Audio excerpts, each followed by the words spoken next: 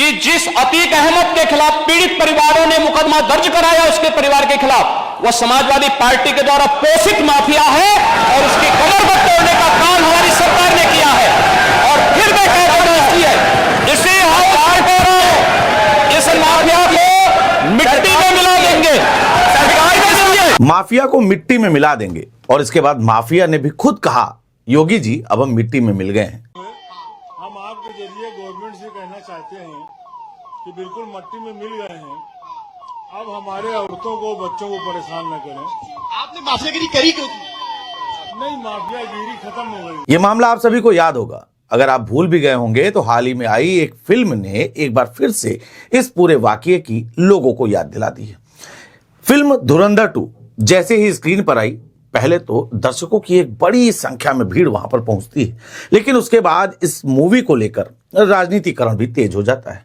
वो भी क्यों? क्योंकि इसमें प्रधानमंत्री मोदी की तस्वीर दिखाई जाती है और नोटबंदी को लेकर वो कुछ ऐसा कहते हैं कि सामने बैठा शख्स जो हूबहू अतीक अहमद जैसा दिखने का दावा किया जा रहा है। हालांकि इस पूरे मामले पर तमाम बड़ी कंट्रोवर्सी भी शुरू हो गई, तमाम टिप्पणियां भी आना शुरू हो गई।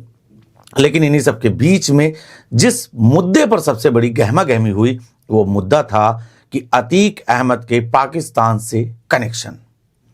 क्या अतीक अहमद पाकिस्तान के समर्थन से उत्तर प्रदेश में सरकार बनाना चाहता था? अतीक अहमद जिस समय गुजरात जेल से प्रयागराज लाया गया, उस दौरान एक लाइव मर्डर हुआ, एक लाइव हत्या हुई, जिसकी तस्वीरें तमाम मीडिया चैनलों के कैमरों में कैद हो गई। इस फिल्म में उस दृश्य को भी दिखाया गया है।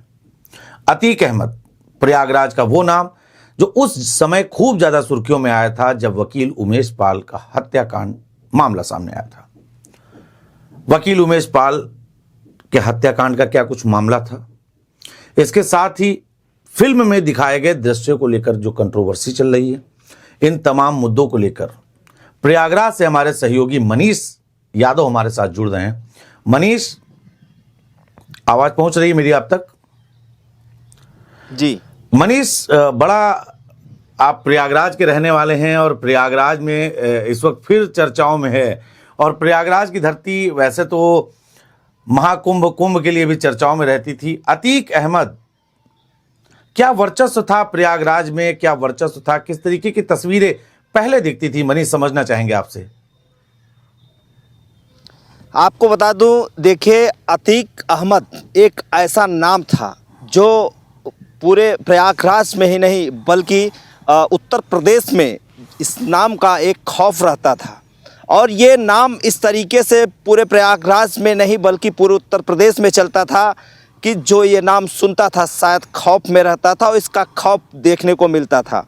तो कहीं ना कहीं साफ तौर पे ये कहा जा सकता है कि जिस प्रकार से जो धुरंधर 2 मूवी आई है, उसमें साफ तौर पे अतीक अहमद के हूबहू वेशभूषा का जिक्र और उनके तमाम गतिविधियों का जिक्र जो है किया गया है। तो कहीं ना कहीं इस मूवी में साफ तौर पे इस बात को दिखाने की जो है कोशिश की गई है कि अतीक अहमद क्या था, उसकी दिनचर्या क्या थी, इसके संबंध कैसे थे, और अतीक अहमद किस तरीके से जो जेल में बैठ करके सिंडिकेट चलाता था और इसका कनेक्शन जो IS गैंग है उससे कैसे था।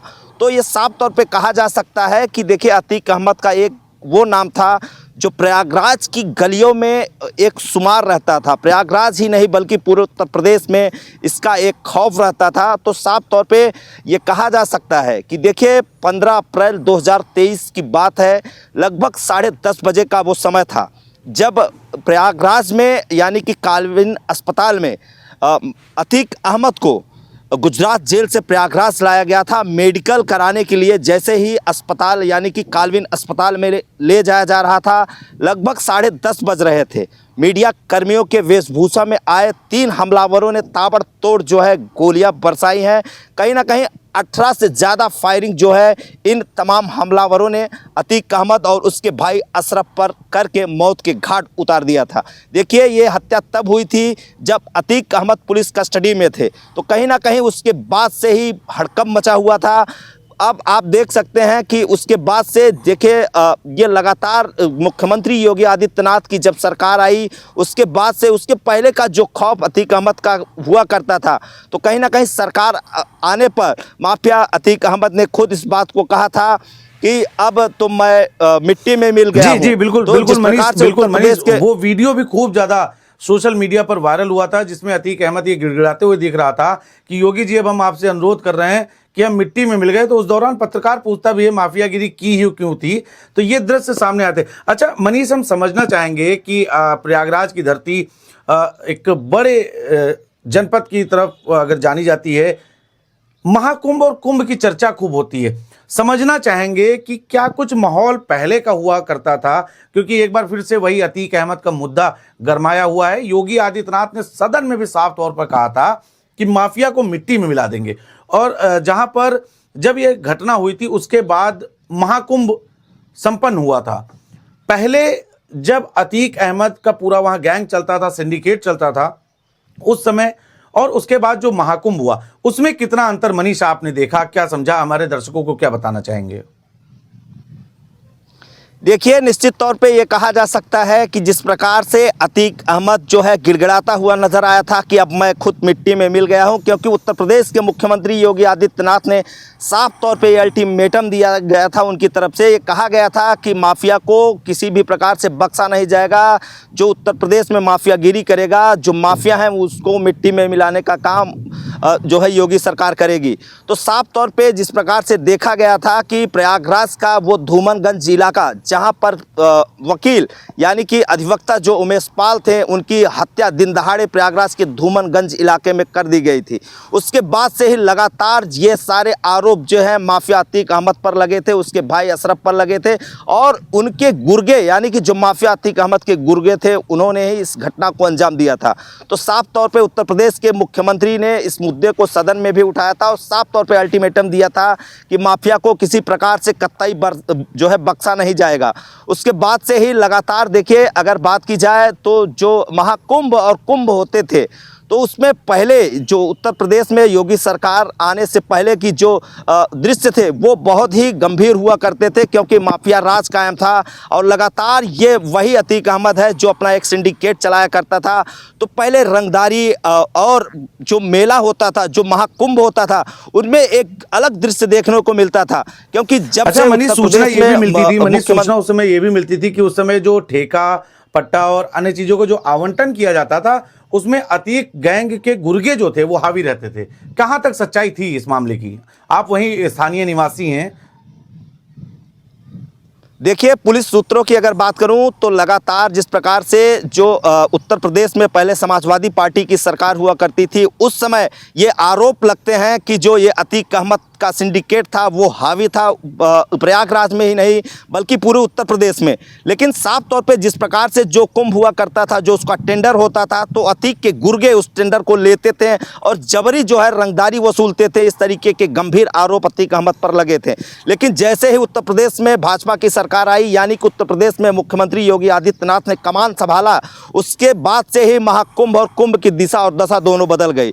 तो साफ तौर पर जिस प्रकार से अभी आपने देखा होगा कि 2019 के महाकुंभ में माफ कीजिएगा कि जिस प्रकार से अभी कुंभ का आयोजन हुआ था उसमें वैश्विक स्तर पर एक बड़ा कुंभ का आयोजन हुआ।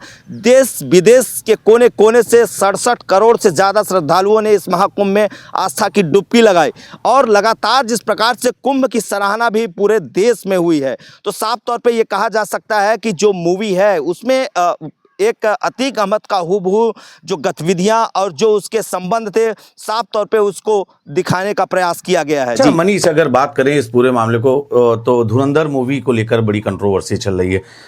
स्थानीय लोगों की बात करें तो प्रयागराज में क्या कुछ माहौल है, क्या कुछ देखने को मिल रहा, लोग क्या कह रहे हैं? आपने लोगों से बातें भी की, लोगों से मिले भी हैं, फिल्म को लेकर भी आपने चर्चा की।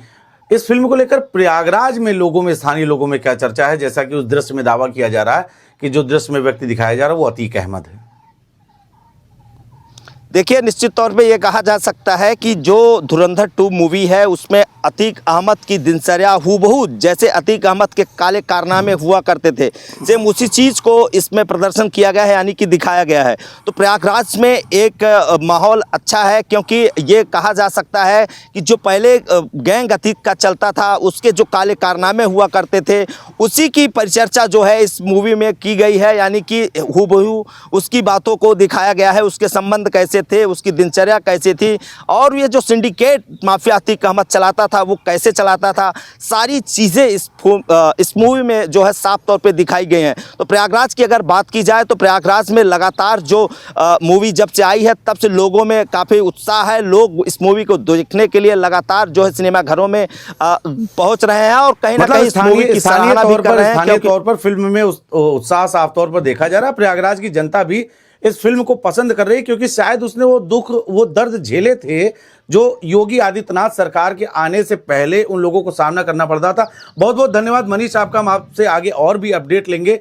तो ये मनीष थे हमारे सहयोगी प्रयागराज से, उनसे हमने बात की कि इस मूवी को लेकर प्रयागराज के लोगों के जहन में क्या है, और इस समय जो ये मूवी आई इसको जिस तरीके से कंट्रोवर्सी से जोड़ा गया, तो स्थानीय लोगों का क्या कुछ सोचना है, इस पर हमारे सहयोगी ने साफ तौर पर बताया कि वहां के लोगों में उत्साह है।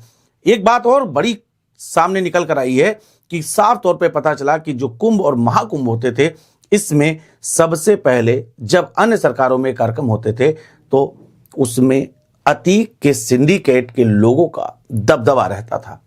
हालांकि महाकुंभ और कुंभ जब संपन्न हुआ तो उसमें एक ट्रिपल M फॉर्मूला कहीं ना कहीं साफ तौर पर दिखाई पड़ा था। वो ट्रिपल M था, माफिया मुक्त महाकुंभ। इसको लेकर भी हमने सवाल भी किया था, क्योंकि ये पहला महाकुंभ ऐसा था जिस समय माफिया मौजूद नहीं था। बहरहाल इस पूरी मूवी धुरंधर 2 को लेकर खूब ज्यादा कंट्रोवर्सी हो रही है, लेकिन निश्चित बात है कि इस मूवी के बाद सीएम योगी के जो समर्थक हैं उनमें साफ तौर पर उत्साह देखने को मिल रहा है। कई समर्थक तो यहां तक की मांग कर रहे हैं कि इस मूवी में अगर कहीं योगी आदित्यनाथ दिख जाते तो इस मूवी का मजा कुछ और हो जाता। बहरहाल आप इस पूरे विषय पर क्या कुछ सोचते हैं, अपनी राय हमें जरूर दें। देखते रहिए ऐसी खबरों के लिए एशियन न्यूज।